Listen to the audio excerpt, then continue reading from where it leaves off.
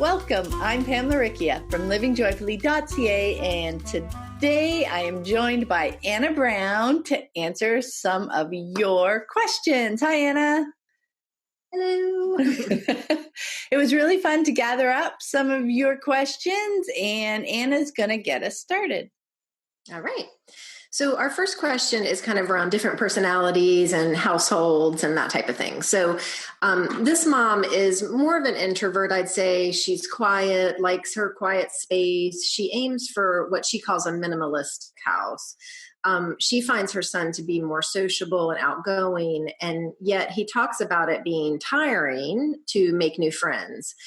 They're new to homeschooling, and the mom is trying to get him involved in things, and yet they live in the middle of the countryside and aren't easy opportunities to hang out with other kids. And she kind of boiled it down to, I guess the question is, how do I make a minimalistic, quiet home dynamic enough for a lively and curious, sociable 10-year-old? And for this, I think what I want to start with is kind of one of the big paradigm shifts, I think, with unschooling is learning that we're all in this together, that we're all kind of on equal footing and that we all have desires and needs and working those things out. So while me personally, I too also like a quiet, orderly house, when I had young kids, that didn't always work. And there were 4 of us living in the house. We have 2 kids.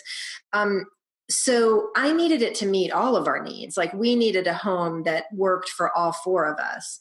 And, I found ways in that time when they were younger to have my personal space orderly and also less sensory experiences, because that can be tough for me. So in my personal space that I kind of carved out, I didn't have the TV. I didn't have radio or music in my personal space. But then we had other spaces that were full of creative energy and music and noises and things going on, and a place where friends could gather. And also, my husband needed his kind of personal space. He liked loud TV shows and he likes to work on his bike. And, so we needed those kind of spaces that worked for all of us. So I think maybe that slight paradigm shift is helpful to, as opposed to, I like a quiet, minimalistic house, to what kind of house do we all need in order for this arrangement to work? Because it is very different, I think, when your kids are going to school, Yeah. Yeah. I think even that shift to, instead of thinking of it as my house or even right. as a parent, it's like the bigger our house as a family, which doesn't mean we don't have our own spaces, right? And Absolutely. Our own needs for different things in particular spaces. So it's more like figuring out, what kind of area do you like? How can we meet those needs? And, I really like this, even if it ends up being like a corner of a room exactly. or it doesn't have to be a huge amount of space. Exactly. And it doesn't need to be just the space itself. There can be things like headphones. Maybe I'm wearing headphones with like waterfalls in the background or rain in the background, natural noises, just inside that space, so there's lots of ways to open things up for just brainstorming. And you know what? That's so much fun. That's one thing we did, especially the first few years of unschooling, was rearranging the house so much, right? Yes. Because we had, what would be considered a formal dining room. Yeah. Of course, we didn't really need or maybe it was even like a sitting room. I don't know what it was supposed to be, but it was not a room that we were using properly. But it became a playroom and a kitchen set and a diner and a music room, and it had all these. And so I love when I go to fellow unschoolers' houses and the dining room has been converted into this really cool space, or they're using this in another way, or they've brought down, beds into this one sleeping room, but then they have, things going on. So yeah, definitely just open up all those possibilities, because I think that's one of the gifts of this life that we had. And I am going to say this one story that is probably annoying to people with younger kids, but I just have to do it because I was at a friend's house last weekend. I went back to Charlotte to visit, and her kids are still younger, and it was a gathering with families. And so there was lots of kids, and I'm actually going to get a little teary because So the kids were running around, and it's that squealing girls and the boys running and the this. And I really just, I caught my breath, and I turned to a mom next to me whose kids are a little bit older too. And I was like, oh my gosh, we don't have that noise in the house anymore, because her girls grew up with my girls. So they're both, 20s and off working and doing their thing. And when the four of them would get together, it was squeal fest, and it passes so quickly, so I'm grateful that we were in those moments and had that home where the kids were welcome and enjoyed and played, because, oh my gosh, it's gone now. And I love where we are. So I love where we are, but still, it was interesting. Yeah, no, that's such a wonderful point too. I know when I'm out and about and you see the little kids running around, it reminds you of that time. There was a couple of things I wanted to mention too, because she was talking about living in the countryside, right, and not being too close to people. I know when we moved more rurally, that was something that that was a little vow I made to myself at the time, was that, okay, one of the things that goes along with that is being willing to drive. Yes. And sometimes you can get caught up, okay, so they have friends and want them to visit. I'll drive them in, and then they can drive them back. And you start to feel put upon from other parents. But no, I would always remind myself that this was important to me and to my child. It didn't matter how important it was to the other child's family. If I drove into town, picked up a friend, brought them back to our house, where they had, the stuff to play with, the space to play with, the okay to squeal, and then I would drive them back home. Yes. I took that on as part of this is our choice. When they get older, maybe this is what I'm going to be doing. I'm going to be doing more driving. I'm going to be hanging out more in town while they're doing things, But I also didn't take that on as a weight or as something I had to do, because you could always make it fun. I remember Lissy used to come with me for a while Michael was in karate class, and we'd go to the coffee shop next door, and spend the hour. That was a really fun hour where we got to just sit and chat and hang out or read. We didn't have to talk or anything like that. Longer trips, we got into audiobooks over the years, or maybe we were listening to their music. There was always ways to make it fun for everyone involved, even if it involved extra driving. Yeah, we did a lot of driving too. Charlotte's a big city, and so to get to friends' houses and other things, it was just a lot of driving. And I found that when I had I was awesome the driver. So I would go pick people up from all these different spots around town, and then go to the event or doing, or bring them back to our house for a pool party or whatever. I did it all the time. And I loved the chatter with all the kids in the car was fun. And when it was just, Raylon and I or Afton and I going somewhere, that time in the car was also really nice. Like it's that side by side where you can kind of talk about things and it feels a little less pressure. And so I just tried to embrace that time and know that this is that phase of life where we are right now. And we, where we lived, we needed to drive a little bit just because that's the way it was. And I thought of one other thing for this question before we move on. I know we've got a bunch. I'm also thinking it might be helpful to realize that the son sounds to me like a social introvert. And there's just a slight difference in that I think is important. So a social introvert, because I have one, loves to be around their friends. Honestly, would like to be around friends every day even. But it's not always easy to make new friends. And so that can feel hard, and not just any person will do. Whereas, my friends who are extroverts, just going to a group of random strangers is fun. They can chat and do and whatever.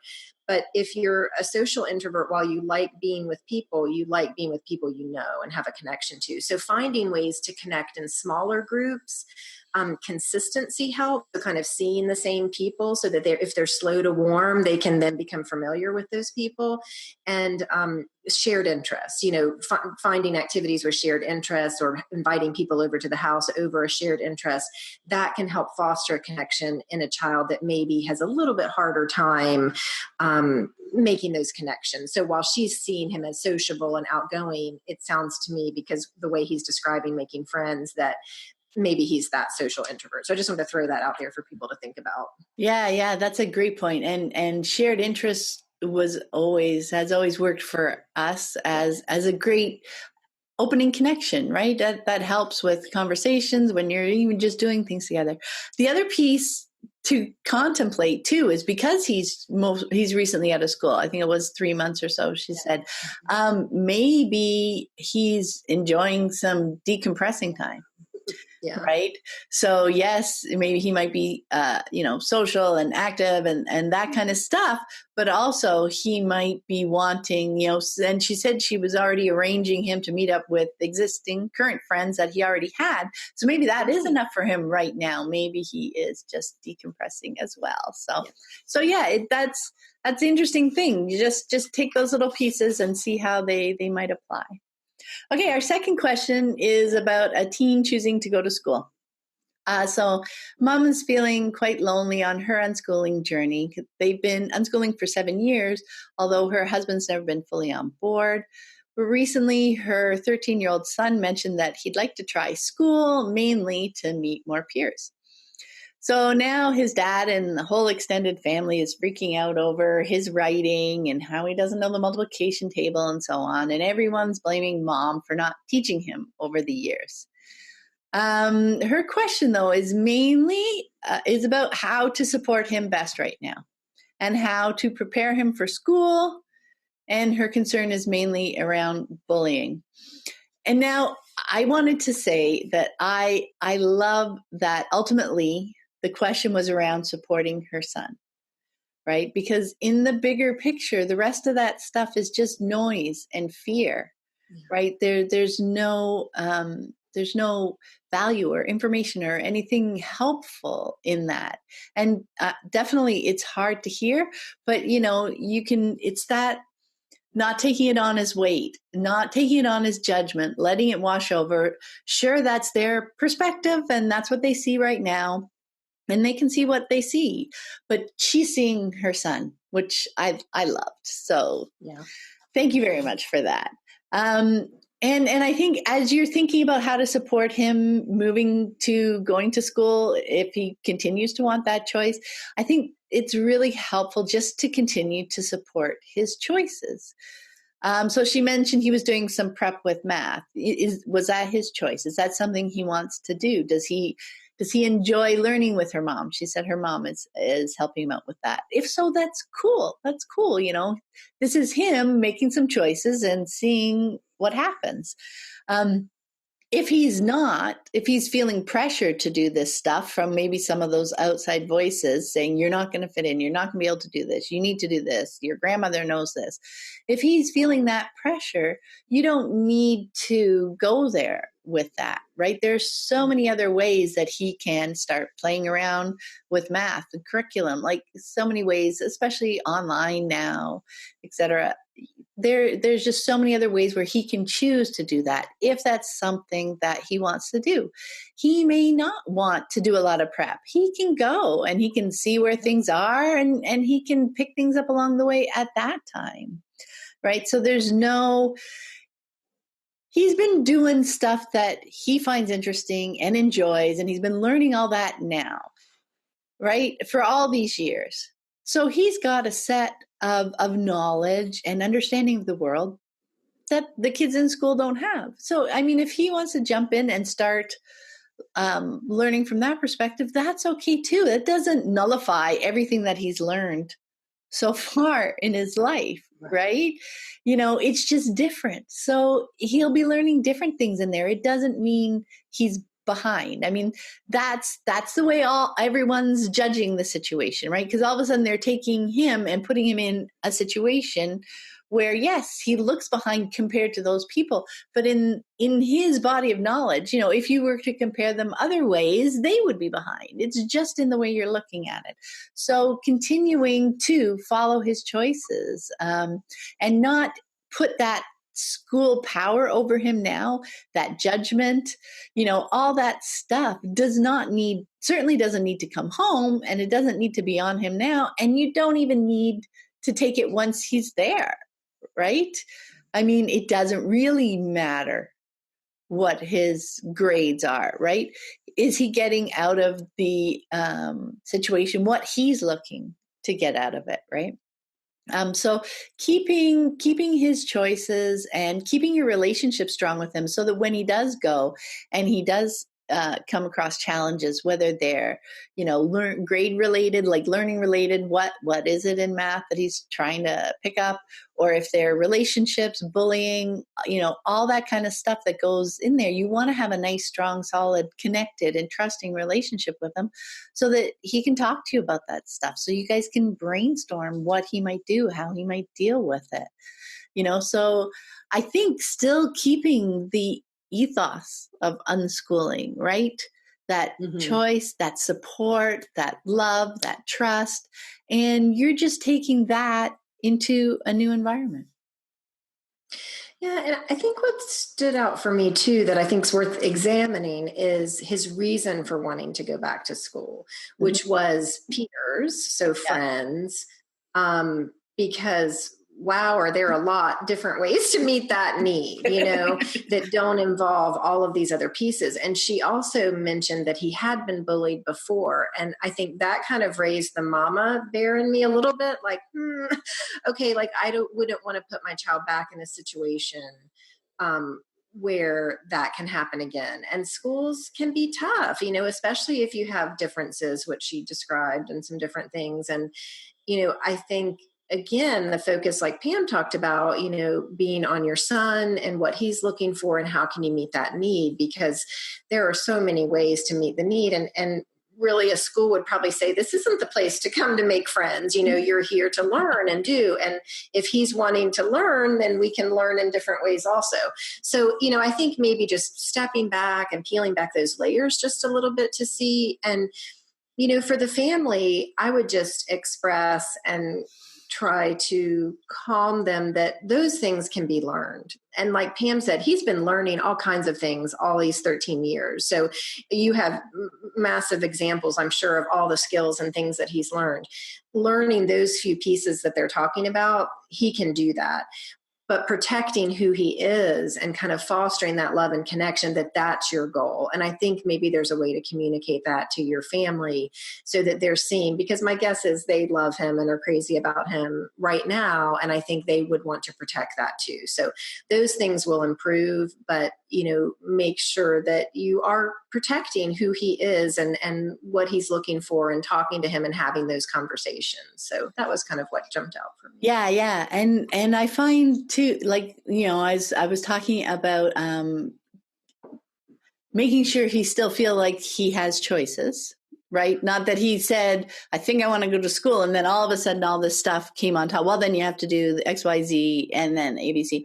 You know what I mean? So if you're supporting those choices and making sure that connection and conversations are ongoing, that's exactly where I imagine things might go. Like you were talking about, like, so it continues to be conversations about why they want to go, what they want to get out of it, what are their needs, what are other ways. Those, when choice is still there and conversation and connection is strong, things morph and change, don't they? Right? They do so much when it's like, because, even I think, especially when it comes to school, because school seems to be the answer for so many things conventionally, right? It's like, I want more friends. I want to get good grades. I want to play football, whatever it is. So often the first answer we jump to is school.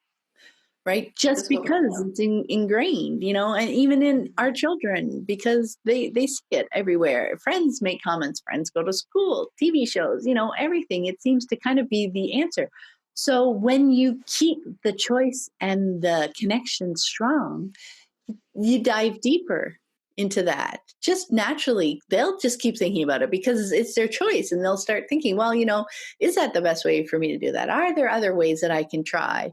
That whole piece, I think, often comes up when, that's why the choice piece is so important, right? Because they can change their mind.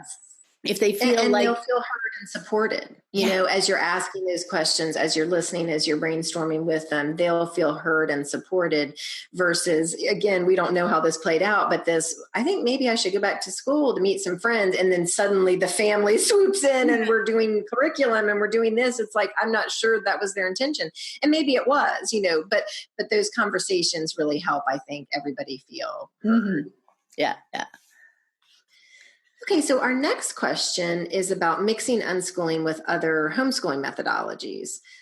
Basically, she's asking, can unschooling fit under the eclectic homeschooling approach?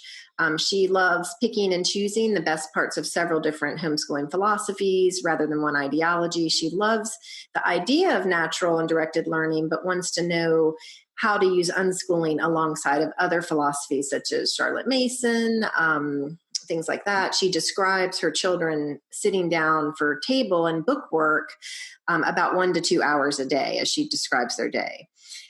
And I think first, I definitely would not worry about any kind of defining or labeling anyone, self.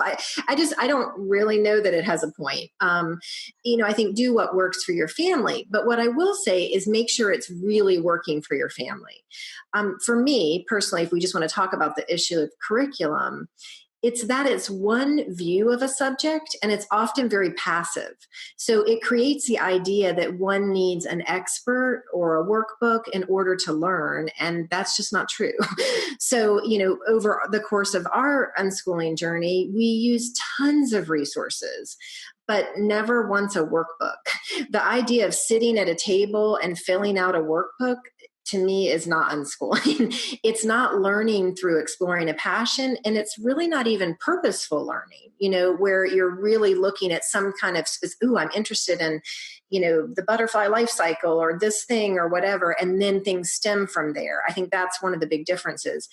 It's, kids might do it because it's presented to them, but they're going to take that in as, okay, now I'm learning. I'm sitting at the table to do my learning. And that's a real danger, I think, because we're learning all the time at midnight, at 5 a.m. And she talks about how they're doing science experiments and other things throughout the day. But there's still just a piece of that to kind of examine. I think the sit down, fill something out is really comforting to parents. I think especially, starting out, it's like, look, they're doing work, they're doing school, we're doing this homeschooling thing. And so I get that. But I really would argue that kids do not organically want to spend hours at a table filling out workbooks or someone else's idea. Neither do adults. I think you'd be hard pressed to find the person that really, truly wants to do that with all other choices open to them. But I think each family is different, and so find your groove. While this might be working great now, just be open to a time when maybe it won't. And if that time comes, observe if you're okay with that, or is it a trigger? Because I think that'll give you some good information that, we're just using this as it's serving us now, or nope, I'm triggered. I don't want them to stop this. And so then you can say, okay, maybe this is a little bit more about me than about them, but it may not be. So I'm just saying, kind of keep that in mind. She mentioned, how they learn to read and do math through their workbooks and curriculum. And, mine learned those things without that. And one of the things I found fascinating, I think I've talked about it before, but was how much of a better grasp of numbers and mathematics they had because they came at it their own way. I was excellent at math in school and all the advanced classes, blah, blah, blah. I loved it.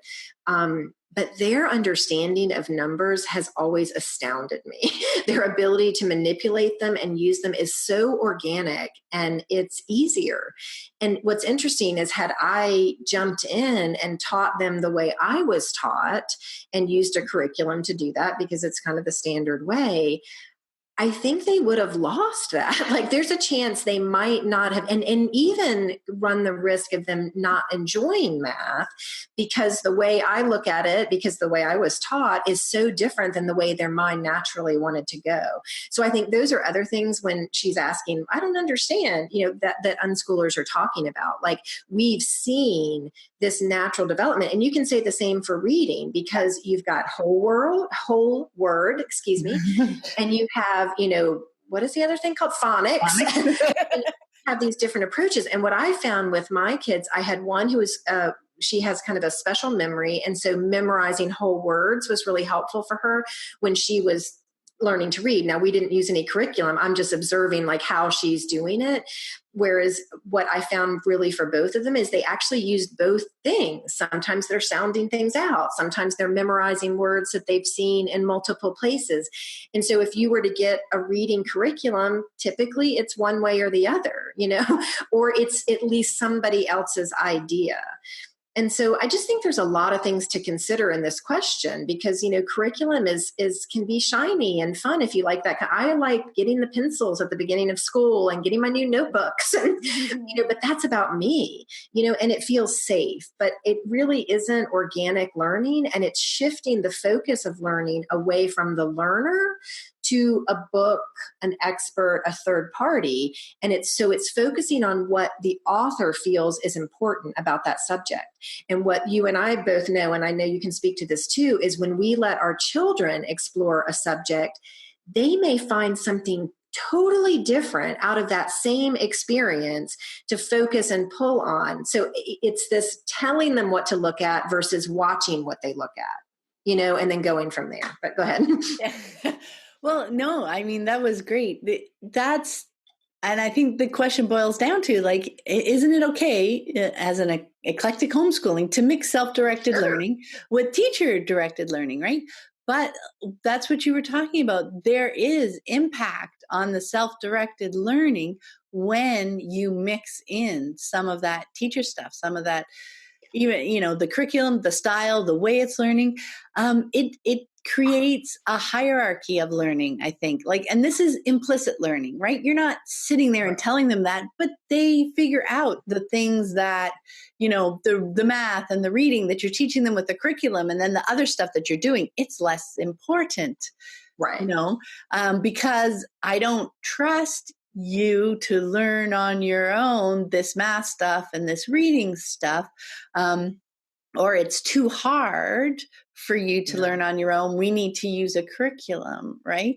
Those can be very confusing, mixed messages for them. And they're soaking that in and they're saying, okay, and then when they come across things in the world, is this something I need to be taught how to do? Is this something I can learn on my own? And even by doing that, you're still continuing, like you mentioned before, dividing the world into subjects. Right.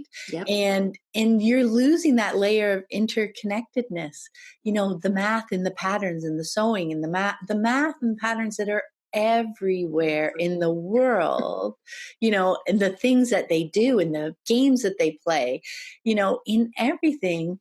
But that's not math because it's not the math that they do at the table. Right. So it's defining things and with unschooling, the question becomes, what is the value in labeling this math or in labeling this science? Because we're playing with science experiments. We're doing the things. We're looking at the butterfly's life cycle, right? We're figuring out how to sew this pillow that I want to make. We're figuring out how to beat the boss in this next game, and maybe that's literally a formula. But it doesn't need to be labeled per se. Right? When you're in the moment and doing the thing and learning the things you need to know to get the thing accomplished that you're trying to do, those labels really don't add a lot of value. They don't really add, and maybe value. Distract even. Yes, they maybe pull distract you out as well. Yes, I think it pulls you out of the moment. And then when you talked about, she certainly talked about they're having fun and doing all this right now. Sure. The consequence can be, though, like, that's the perfect question. How do I feel about it if they start to resist? If I start to need to convince them to come and sit down for that hour and do that curriculum work, that will, if I do that over a longer term, that's going to start to impact our relationship, right? They're going to feel more controlled. They're going to feel less free to make choices. And then they're going to also likely stop coming as often with their questions, right? Because it'll be like, oh, mom will remind me I still have to finish my math. Or, I didn't do well on the reading and she's not happy with me. I'm not going to, and they start avoiding coming to us with questions and conversations. And unschooling suffers that way. Their learning in general suffers that way when coercion and power and those kind of dynamics start to creep into our relationships, because we're no longer working together and learning together. And learning isn't, back to that hierarchy where this is the stuff that we have to learn this way, and the rest of the stuff isn't as important, and you can learn that on your own time. Right. I think at the beginning there, you nailed it. That to me is the most interesting part of this question, is why the need to label some of your day unschooling, right? So it would be so cool to ask yourself, what need would that satisfy? Like, how would I feel if I said we use an eclectic mix of curriculum in the morning and they're free to play for the rest of the day? Yeah. We get our schoolwork done in the morning and then they play. How does that feel to say? Why does it need to be called unschooling? Because there are reasons why splitting it up and having some teacher directed stuff are going to get in the way of the unschooling, right? Because they're already they're thinking of it as play versus learning. With unschooling, it's all learning, and all learning has value because they're interested in, not because it's related to math or related to reading and stuff. And it's without agenda, which I think is important, because the other thing I think can happen, and it kind of on the heels of what you just said, is that if we're turning everything into a learning opportunity or we're grouping it into subjects, they don't come to ask about why is that butterfly look so strange on the thing, because mom's going to then break out the butterfly kit and we're going to have to do the thing and do the thing. Like, when really they just want to say, oh, maybe it's about to die, or oh, its wings just opened up from the cocoon under there. See that? And then you move on. That's what I loved about our experiences. We would dabble in those things. We'd answer questions, but it was never then becoming, the learning or teaching moment. It was asking questions. And then that they were so much more open and free to then come with all the questions. Yeah. So you think it's like, but no, we're going to miss this opportunity. No, you're going to get so many more opportunities to interact and see what's catching their eye and see what they love. And again, it's this organic process. And it's really the way that we do it as adults, and I think that's something that helps people sometimes when they're struggling with this, because it makes perfect sense to them for adults to learn this way. But for some reason, they have a belief that children need to learn in a different way. And so I think just turn that around and say, do they really? What changes at 18, 19, 20, 30, 45? Because I'm not sitting down in the morning doing these things, or, I'm digging in and I'm learning new math skills or rehashing math skills that I knew long ago because I'm going to build a chicken coop, or I'm going to, I'm figuring out how to wire this chandelier that I'm in the process of making that will be disclosed soon, hopefully. But that's learning for me. I'm figuring out the electricity of it and the whatever of it and that, because it has value to me. That's unschooling. That's how we do it as adults. That's how kids do it too. That's how we all as humans want to learn. I know. And eventually, I was talking earlier to someone else about how my blog post would eventually always kind of end up with unschooling is life. Because it's how human beings learn. So that's why it's so challenging to only do it part-time. Right. It's cool, and you can see your kids. I think that eventually, and even maybe that's part of the transition to unschooling, right? Yes. But eventually, when you deeply understand how it's working, you start to lose the need to control the other kinds of learning as well, right? Yes. Okay, so our next question actually connects back to the first question, I think, about unschooling with differing personalities. Mom would like some ideas about how to manage an unschooling household when one of the parents is highly sensitive. So, for me, it's back to that talking with your kids, right? Not with an ultimate solution in mind that I need to talk with them and convince them that I need this. But to hear their ideas, to brainstorm ideas together, but to bring your needs to the table, even when they're young. Her kids were on the younger side, I think, 4.5 and 6.5. But, they can have some really cool ideas. Setting up, we talked about earlier about maybe not needing a whole room, but setting up a space, having a quiet or an uncluttered space. For you, I remember talking to Erin Human on one of the podcast episodes, and she talked about like some headphones or just earplugs for when you're feeling more overwhelmed that dampen the noise level, but you can still have a conversation with them on. Or maybe you've got rain going on in the background, that just some nice white noise that's soothing for you, that cuts out the white noise of other things going on, or cuts just the loudness level, the impact on you. There are so many different things that you can kind of play around with. Even things like having like a code word with your kids, where, there's just some funny word that you say that just lets them know that you're starting to feel overwhelmed. And, bananas, I'm going to go make a cup of tea and go sit in my corner for 5 minutes. I'm there if you need me, kind of thing. Yeah. It's what works for your family. So that's why chatting with them, it doesn't have to be long conversations, especially when they're younger, but just mentioning, I'm feeling overwhelmed, or a quiet activity. Do you think a quiet activity would go, well, if I'm feeling the need, can we watch a movie or play blocks or do a puzzle? What activities in your family does everybody enjoy that are quieter? Or I'm going to go do a puzzle. You're welcome to join me. Just having those kinds of conversations, because then they're seeing you trying to work something out, noticing how you're feeling in certain situations, explaining it to them, and coming up with ways that you might meet that need, or help that challenge. And they're seeing you do it for yourself, and as well as seeing you react to their needs and interests and things they want.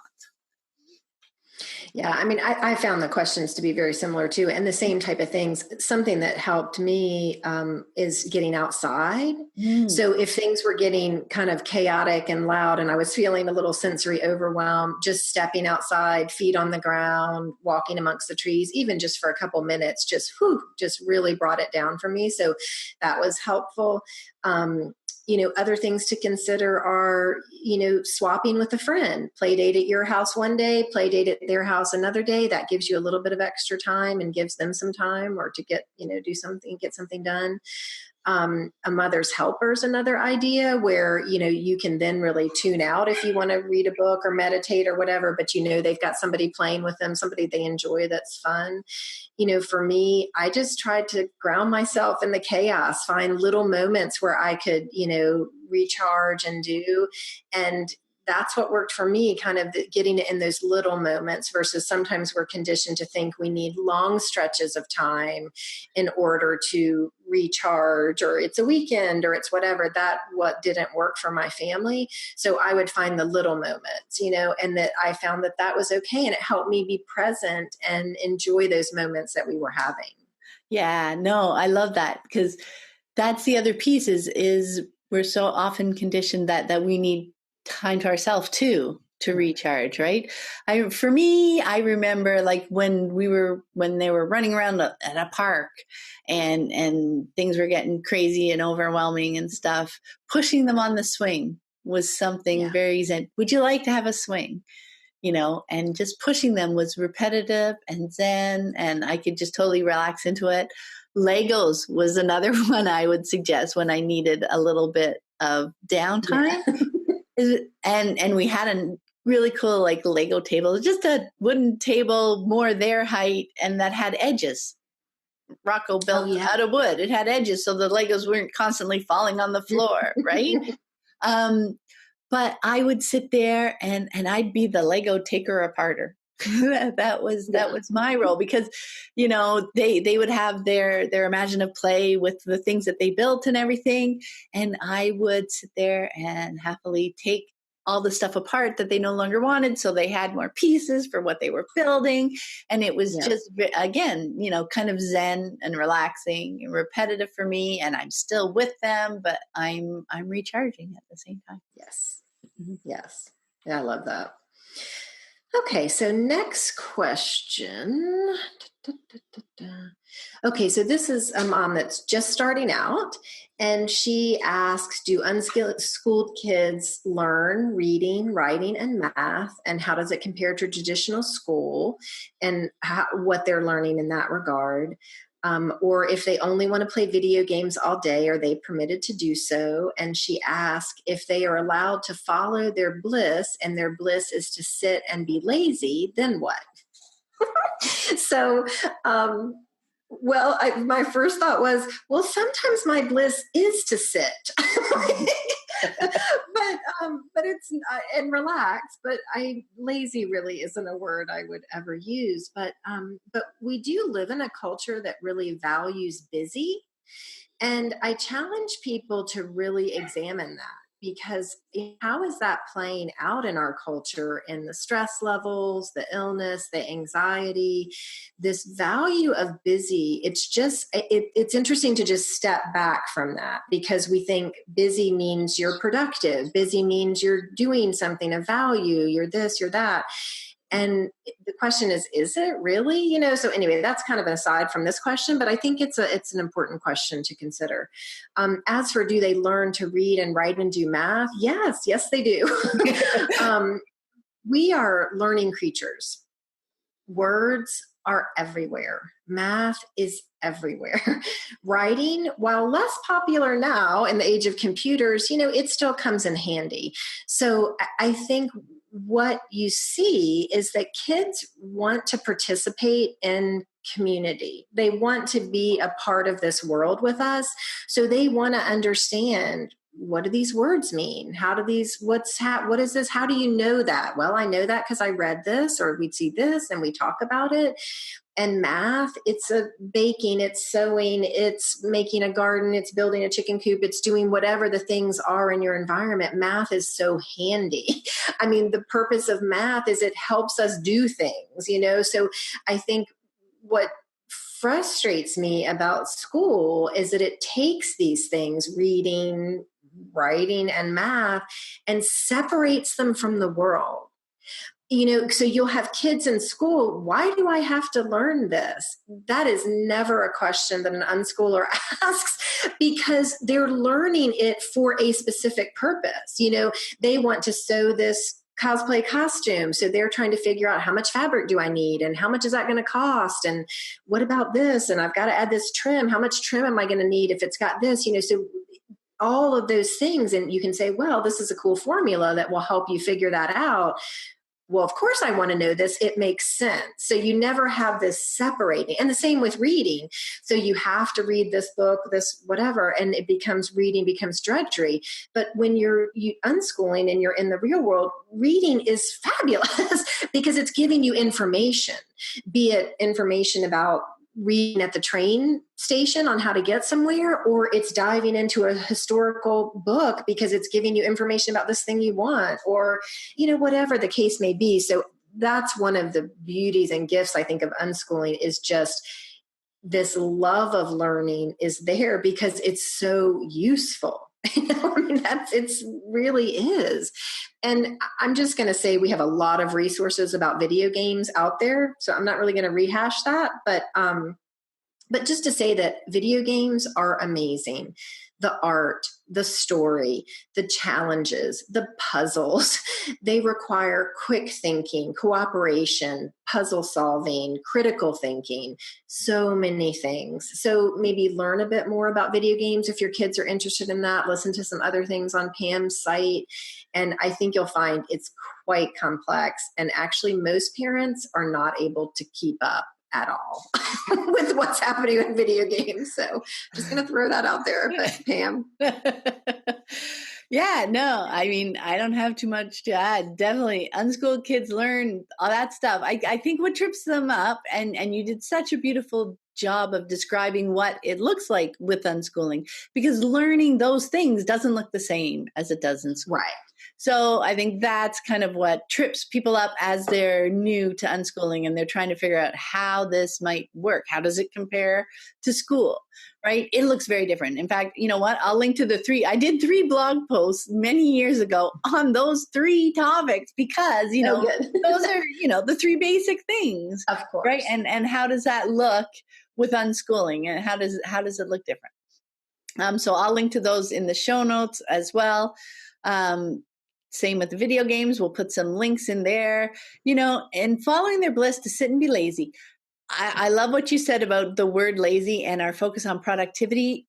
When we talk about coming to unschooling and really hanging out with your kids and seeing what they're doing and giving it time, 6 months, a year, to just sink into it, you will start to see that those so-called lazy moments really have so much value. Maybe they're decompressing from some sort of challenging or stressful thing that went on, and it's just like a reset. Maybe they're processing stuff that's going on, and there'll be a quiet time of a week or 2 or a couple of days or a month, and they'll come out, all of a sudden they're talking about different things. They're bringing out these insights. They've put stuff together there that you had no idea. That was one of my biggest surprises when we moved to unschooling, was how much downtime they would choose to have, how much time was swinging on the swing, listening to music, was walking around, was laying on the couch, was doing repetitive, quiet things that they knew that would look lazy from someone conventionally looking in, but really, really weren't. Seeing the value in that supposedly unproductive time. It really is so valuable. Right. So I want to say something along this line, and I'm not sure this analogy will work for everybody, but with labor and delivery, when you're having a baby, there's this kind of conventional idea that you are in labor like this, that you're just going to keep going. So if you're not progressing at this certain way, we're going to do something, or we're going to change, or we're going to whatever. But the reality of like a natural birth, when women are having it, it's like, ooh, ooh, ooh, ooh, ooh, and then ooh, ooh, ooh. Like you jump along. And that's exactly what happens with our kids, because I've seen it too. And you've talked about it in other forums. But, so there'll be this kind of down quiet time. And then there's this leap, suddenly. And when they're younger, it would be, from they're just down quiet time, doesn't even seem to be related to anything. And then suddenly they're reading this game that they, weren't reading 2 weeks ago. Yeah. Or they're this new concept that you're thinking, wow, where did this come from? That's just mulling. And it's not even necessarily conscious. I think sometimes it is, but sometimes I think it's just the way the brain is like taking in all these new things and then making sense of it and coming. So it's leaps versus this. And I think school tries to do this. We're going to learn a new thing each day, and we're going to add and add and add. And that is not the way real learning works. I mean, it's just, you take things in, you step back, you leap forward. And I found it fascinating and fun to watch, just as a curious person, to just watch it all unfold. Oh, yeah, no, I love that analogy. That's such a great point, too. I remember my labors, yeah. But yeah, that's a great way to describe the difference between the way school is expecting learning to look, right, very step by step linear progression.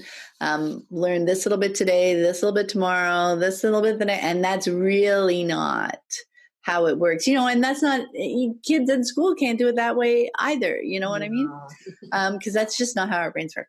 Okay, so our next question is about older unschoolers. Basically, the kids are all middle school age now, with the eldest hitting high school age next year.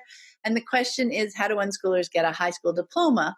Or do they? And if not, how does college fit in? So really, we're back to choice again, right? It really depends on where they're going, what their aspirations are, what they're trying to accomplish. It's great that it's a question whether or not a high school diploma is needed. right? And it also completely depends on the regulations in where you live, your state or your province. Some homeschooling families can issue a diploma. Others may, I don't know, may use an umbrella if there's a need for a high school diploma. So many colleges and universities now have homeschooling admission policies, because they know they want these kind of kids who are still excited about learning, still eager to learn, and know what they're interested in learning about, right? They're so often much more engaged at the college level. So they're starting to create policies so that they can get in with the kind of background that they have. And so maybe a high school diploma isn't even needed. You can just go in and take a few courses at a college level, maybe as a younger student, 16, 17, take a few, and then you've got a little bit of a record there, and then you can get in that. There's like so many ways. So there's not one answer to any of those questions, and there isn't even an answer to a need for any of those. Like, it depends. It really depends on the individual. It depends on where you live. It depends on what they're trying to accomplish. Maybe they do want to end up needing a high school diploma for whatever degree they want in the state where you live. And so maybe they do some distance learning or online learning to get, like, maybe they just need some grade 12 courses to get in. It's really not a question with one particular answer, but it's wonderful fodder for conversations with your kids. Yeah, I think so too. And I just wanted to throw out a resource that we can put in the notes, but I think Blake Bull's book, College Without High School, is a nice start too, because he really talks about, it's interesting because the book is written for teens, and even for teens that are in school, on why they need to get out, because it's better to get into college. And it's just for the reasons Pam said, because colleges love unschoolers and self-directed learners because they want to be there, and they have this self-motivation that is so key to being successful in college. So college is not an issue, but keeping in mind that that's just one path, college is not necessarily the best path for everyone. So kind of keeping open to that. And for the diplomas, absolutely, it's based on where you live is a big piece of it. I mean, one, do you even need it? But two, North Carolina, I'm in Virginia now, but North Carolina is where my kids grew up, and we were considered private schools. So we actually did issue the diplomas. And I do just want to say at this point, I mean, I have a personal belief, research it for yourself, but I don't think that GEDs are necessary for homeschoolers and unschoolers. And I think it can be counterproductive, because that tends to be what people do that drop out of school, get the GED, and that's fine. But our unschooled and homeschooled children have completed their school. So it's a different view. And so I would research that a little bit if you're looking at that. If you're wanting some kind of other piece, I also love the idea of that dual enrollment is what they called it in actually both this state and North Carolina, where you do some community college and you get that little bit, and then that helps. Sometimes you can then opt out of other classes in college if that's your choice. But again, college, just one path. But also, and just for everybody, ask your local groups these questions, because sometimes that can be really helpful as to how people did it in your locality, and they'll understand your laws a little bit more, because it's so different, and we have people from all over the world, listening. Yeah, no, exactly. And yeah, again, back to the kids and what they want to do and what they're trying to accomplish, what they're trying to accomplish, because sometimes when we start thinking about that more conventional side, all of a sudden that's all we see, right? Okay, if they want to go to college, well, then we need this high school transcript, and we need, or maybe we need this GED or whatever. It's not about putting requirements on them before they're discovered as actual needs. There can be so many ways to work around and to get through things, rather than even just stated policies, right? And yes. And when you're a kid and you have these conversations and do this research and find these things, it's just exciting, and it helps everyone just narrow in on which way they might want to do it, because there are always multiple ways to do things. Yes, absolutely. It's just a good thing to talk about and keep open. Okay, so our last question today is about allowance and money. So this mom has toyed with the idea of giving her kids a weekly allowance with no strings attached. Her oldest is 6, and she feels like it might make handling their requests for things easier, though then she wonders that would still leave the question of spending money on things that they want beyond that. So maybe not, she's not sure. And what about offering to pay for work they do around the house? Might that lead to them only wanting to help if they get paid? So she just has a lot of really rich, interesting questions, I think, about, money and how that flows in a family and how to work out with the kids. So, this is one of those things where I feel like there are so many possibilities. It's so unique, I honestly think, to each individual family. We did, when my kids were pretty young, give them a very small allowance. I mean, it was something like $5 a week, and it actually stayed like that forever. Like, I know some people make it bigger or whatever, but they just enjoyed having that pocket change. And it was funny because one of them just spent it instantly every time. That was what she wanted to do. And the other one just saved everything. And so, but they were learning like about their styles and about what they wanted to do. And so they found that really interesting, but it never really had a lot of energy with us. We personally didn't have a lot of issues with many requests. We just kind of handled things as they came in and followed our interests and that type of thing. If it was something big, like a gaming console or maybe a trip that we wanted to take as a family, we definitely, we just were very open about our finances. We talked about it together. Okay, so we want to take this trip, in January. What do we want to do about Christmas? What do we want to do about these things? We have a lot of birthdays around that time of year. Do we want to use the big trip as that? Here are we things, that kind of thing. So we would just talk very openly about our finances, how we were making choices to spend money, how, that type of thing. We never paid for work around the house. We didn't have chores. So, I think that just never really, I don't know, that whole idea just never really fit for us. I guess I wanted to foster an environment of just living together, helping each other, tackling things together as we could or needed or whatever. And I feel like money might change that dynamic some, and just didn't really make sense for our family. We did choose to set aside money in a fund for them. And somehow that made it easier for us budget wise and thinking about things like, okay, this is money for gymnastics or, those type of things, and made those decisions different and easier maybe. But that, again, I think it's so specific to families. So, I'm going to hand it off to Pam, but I just want to say, I think the person that wrote the question is asking some really great questions. I feel like that process of her examining, like, how does it feel to her? How does she think it'll feel to them? And coupled with talking to the kids and kind of opening up those discussions, I think they'll get pretty quickly to something that feels good to all of them. Yeah, exactly. It really is. It is so individual, and they're wonderful questions to ask, and they're wonderful questions to play with. Yes.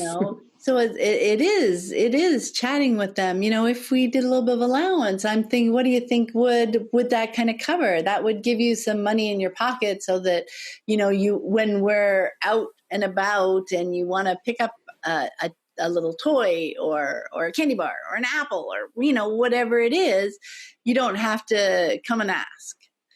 Even though, their parents going to more than likely say yes or whatever, it gives them, it's also, a chance, okay, well, then they can go pay for it. It's a little, if that's something that they're interested in, right, that can feel very empowering. It can give them the opportunity. This is my money. I'm going to pay for it.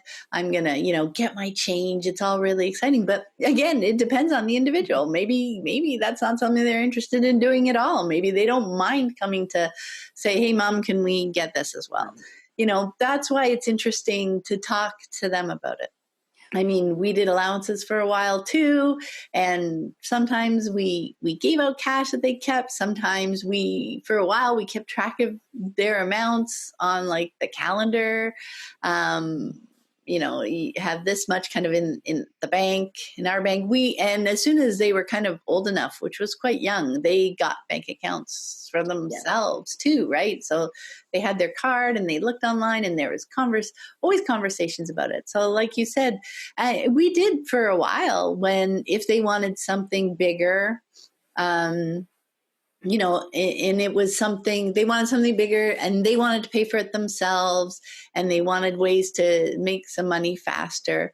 We found a few things like we didn't use regular chores per se, right? But if there was some stuff around the house, it's like, hey, I would like that wood moved or something maybe I would hire somebody to do at some point, or that would have value for me. Like in our conversation, it would be really valuable to me to pay to have that done right now, and help them.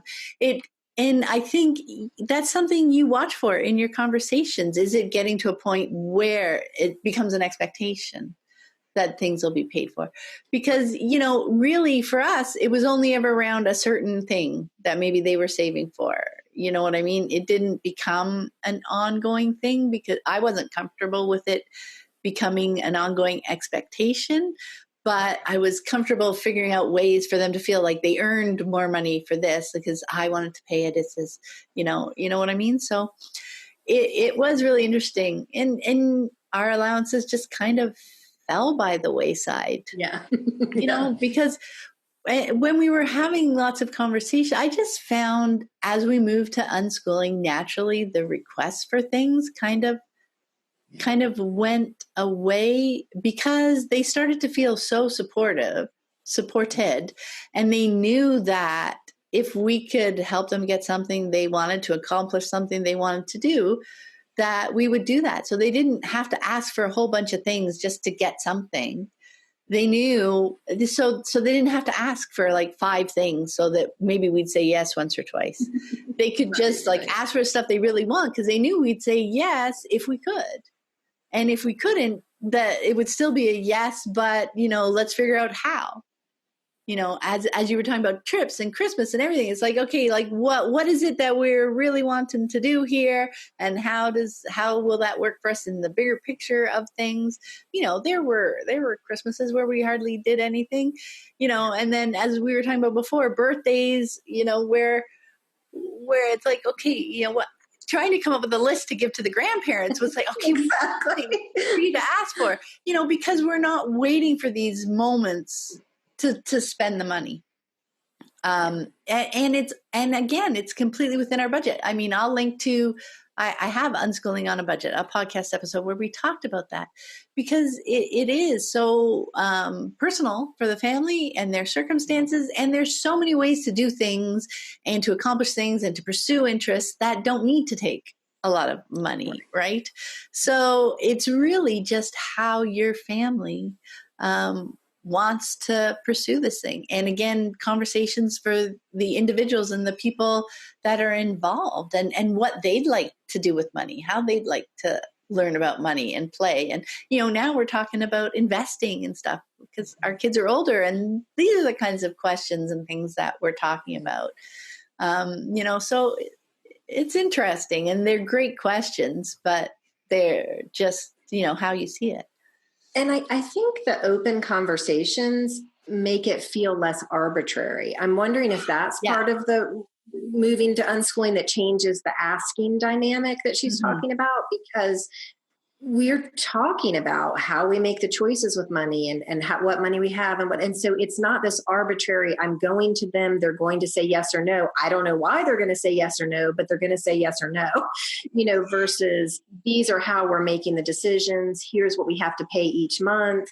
Here's the things we're thinking about. Like we just, and my husband is in finance. So this is kind of his big thing. So he really likes to open communication about that, like really talking about, if you save money now, you're going to have a lot of money later. Like he talks and shows them the charts and the things because, that's his belief and what he's seen play out for him is like saving money when you're young. It makes it so much easier when you're older. And so these are just open conversations that we've had. And so this is kind of unrelated, but I feel like I want to say this every time this comes up, and I've said it before, but having kids that have now kind of moving on one out in an apartment, that what Pam talked about, getting them their own accounts very early, I think is super helpful.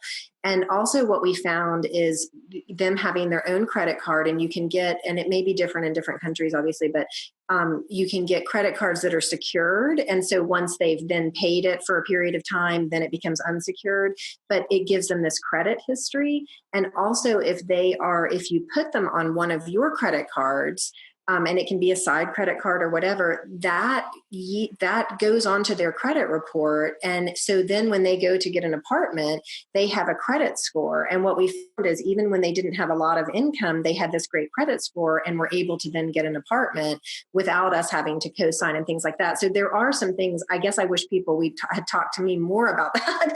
Like when my kids were at that middle school, high school age, because it was just really helpful. And luckily we had done some of those things already.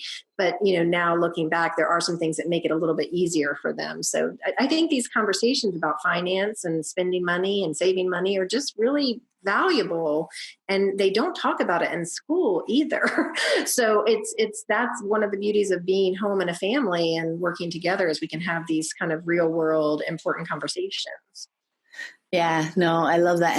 And that's one of the things I wanted to mention again. And I think I mentioned it the last time we did a Q&A, but that's why, we talk every answer here was, have these conversations.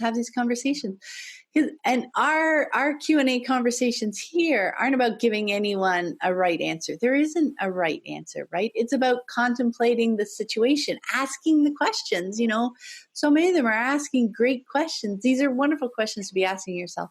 So playing around with the perspectives, maybe we can see things differently. Thinking about what might be lying underneath the questions, what need are we satisfying if we want to go in this direction? So for me, I feel like we're more like tilling the soil around the topic of the question. Maybe we're pulling up a rock or two, maybe, a different way, different lighting, maybe, hey, what about this little crevice in here? What is this doing for you? So it's with an eye to helping the people who are asking the question to see what comes up for them when they're hearing how we're looking at things, different ways we might suggest they look at things, and back to their unique family. How might that look in their unique family with their unique personalities? How are we going to, maybe find ways to move through this challenge together, whether they're individual personalities or whether there are different things that they want to accomplish or whatever the challenge is that comes up. It's not ever about having a right answer. Even when you're fresh to unschooling or whether you've been doing it for 10 years, right? The great thing about these conversations is just kind of, it's the inspiration for the brainstorming, the fresh look at things, right? So I want to thank you so much, Anna, for joining me to do that. Yeah, you're welcome. I love doing it. I love it. We always have so much fun. Yes, we do. Thanks so much. Have a wonderful day. Yep, you too. Talk to you later. Bye.